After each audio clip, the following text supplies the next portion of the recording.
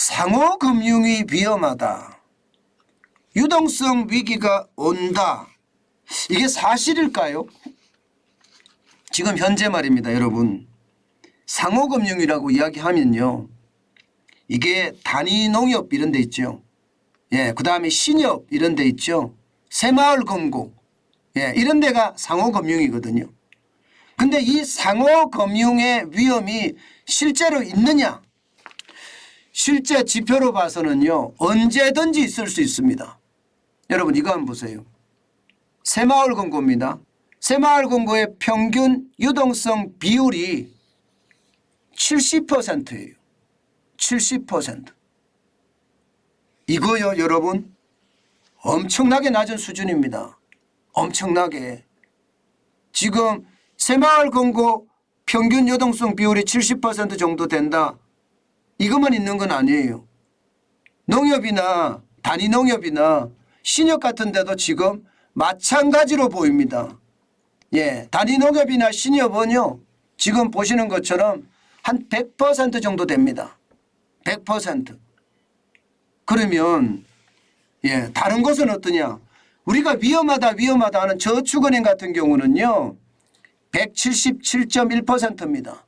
카드사 같은 경우는 385.1%입니다. 캐피탈은 202.3%입니다. 거기에 비하면 단위농협은 100%니까 위험하죠. 예, 이것도 제가 물음표를 달아놨습니다. 물음표를 달아놨다는 것은 100% 이하도 굉장히 많다는 이야기예요. 예, 게다가 새마을금고는 70%예요. 이것도 마찬가지 물음표가 달려 있습니다. 70%보다 이하인 곳이 굉장히 많다는 이야기입니다.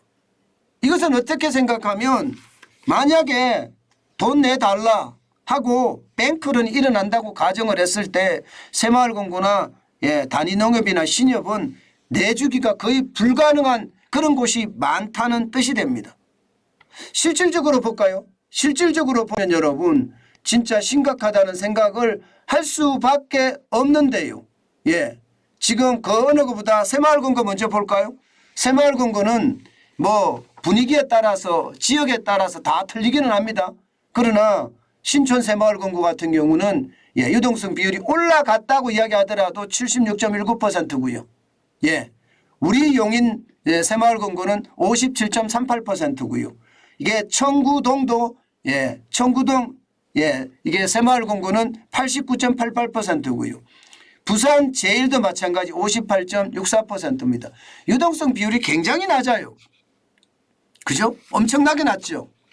어디 그뿐입니까? 새마을금고만 이런 게 아니에요. 새마을금고만. 신영협동조합도 마찬가지입니다. 신영협동조합도 생각보다가 예, 이게 유동성 비율이 많지 않습니다. 예, 인후 신영협동조합은 77.13%고요. 그것도 올려서 그렇습니다.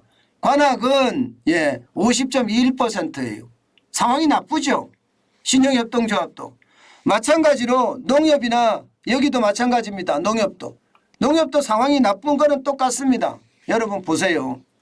신협 아까 이야기했던 신영협동조합은 882곳 중에 100% 미만인 곳이 444곳, 100% 이상인 곳이 483곳이에요.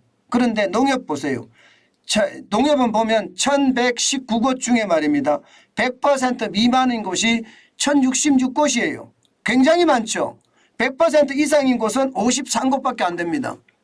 농협은 예상보다가 지금 상황이 심각하다 이렇게 이야기할 수가 있나요? 저는 그렇게 생각을 합니다. 예상보다 상황이 심각할 수도 있다 이렇게 말입니다. 게다가 말입니다. 더 심각한 것은요. 이게 통제가 제대로 되지 않는다는 사실입니다. 이게 말입니다. 뭐 앞서 말씀드렸던 저축은행이나 캐피탈사나 뭐 이런 데처럼 통제가 제대로 돼 간다면 걱정할 일이 없으나 이게 뭐 정부의 통제가 여기는 미치지 않습니다. 예, 미치지 않습니다. 기본적으로 말입니다. 유동성 비율을 통제하지 않는다는 거죠. 지금 정부에서도요.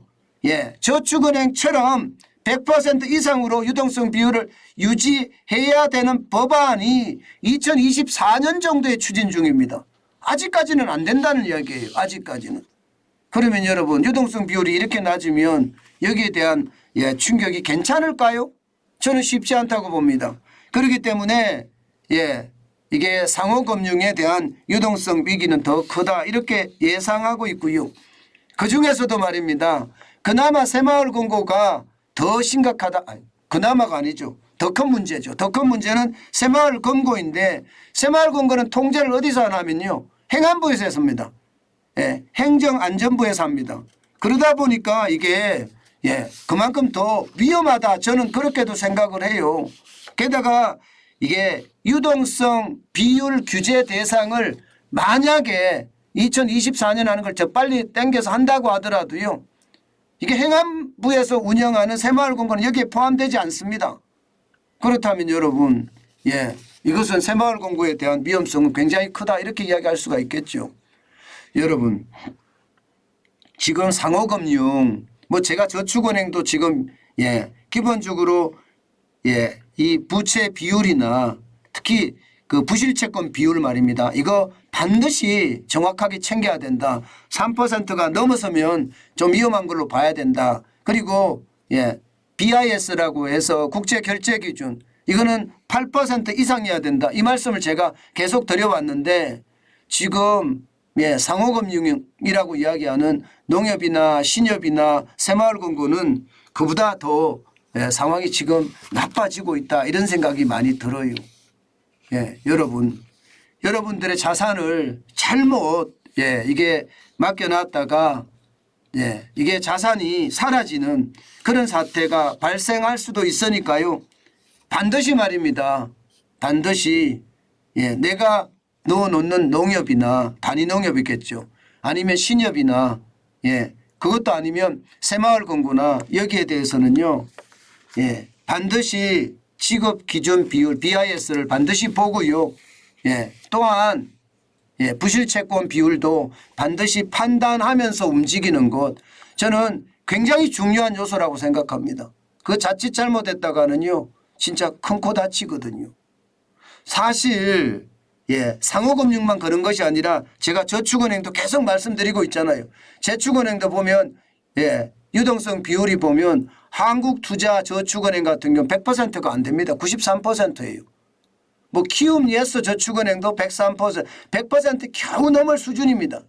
그나마 좋은 데가 NH저축은행 166%, 우리금융저축은행 이게 유동성 비율이 162% 이렇게 되죠. 그러니까 옥석 가리기 반드시 해야 됩니다. 이게 단위농협도 그렇고요. 신협도 그렇고요. 새마을금고도 그렇고요. 저축은행도 마찬가지란 뜻이에요. 반드시 여러분 옥석 가리기 부채 비율이 어떻게 되는지 국제결제은행 기준 BIS가 얼마나 맞추고 있는지 반드시 여러분 챙기는 거 잊지 마시기 바라겠습니다.